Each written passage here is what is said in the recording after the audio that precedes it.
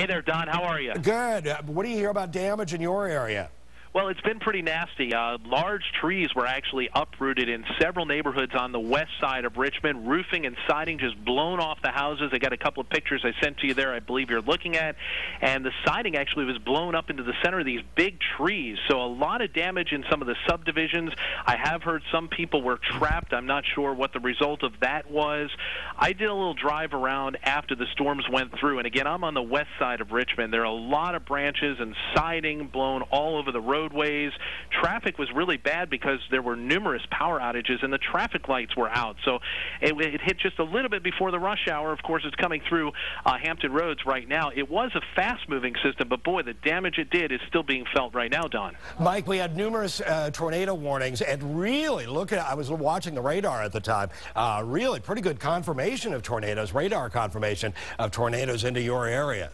Yeah, where I am, I wouldn't be surprised if we did have a tornado come through, but, you know, we talk about this often. These tornadoes can be rain-wrapped in central and eastern Virginia, and there was so much rain that one really couldn't tell what was going on. I was watching very closely for circulation, and it got so bad that I had to take shelter because the storm was just that intense. So I'm not sure of where tornadoes may have touched down, but I wouldn't be surprised if one or two circulations came through here.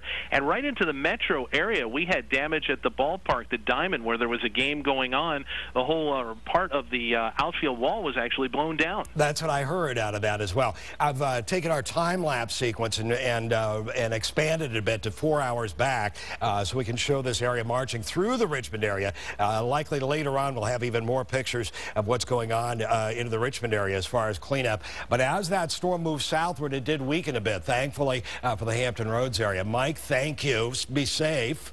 All right, and do watch. There is another little batch of storms trying to develop on what we call the outflow boundaries of this first storm. So certainly something for you guys to watch as we head through the evening. Okay, hang tight, Mike. We got some questions. Mike, we understand that the Richmond Times-Dispatch had to evacuate a little bit earlier today. Can you speak on that?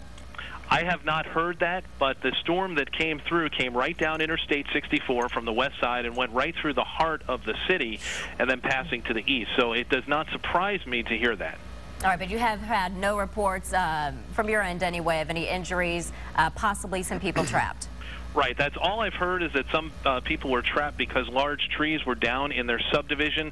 I did not hear of any particular injuries, just that some people may have been trapped. Mike, what part of, you told us what part of Richmond you're in, but what part that people may be trapped? Because this is an area right now of concentration for a lot of people. Yeah, we're very close to Short Pump on the west side. Actually, where I heard that subdivision is between Short Pump and the city of Richmond, so what we call the west end of Richmond, kind of going out towards the far west end, which is Short Pump. A lot of people are familiar with the shopping mall, Short Pump Town Center, which is out near the other side of Interstate 295, the west side of it, where it meets Interstate 64. So this is a little bit to the east towards the city. All right, Mike Goldberg, thank you so much.